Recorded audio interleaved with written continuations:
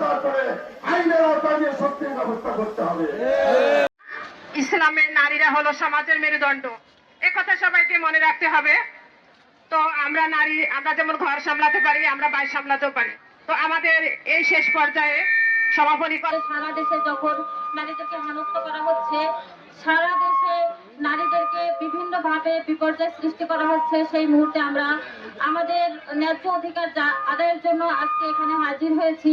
তাদের মতামত প্রকাশের জন্য তারা নির্বিঘ্নে ভোট দিতে আসতে পারে এবং শুরু থেকে শেষ পর্যন্ত যেন আমরা আমাদের পরিবেশটা সুন্দর পাই, এটাই হচ্ছে প্রশাসনের কাছে আমাদের বিশেষ বার্তা আমরা দিতে চাই। প্রশাসন জবাব চাই,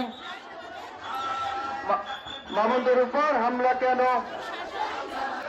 প্রশাসন জবাব চাই।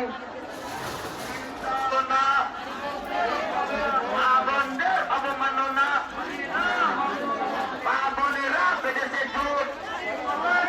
দেশ জামাত ইসলামী জিন্দাবাদ জিন্দাবাদ। মা-বোনেরা বেঁধেছে জোর,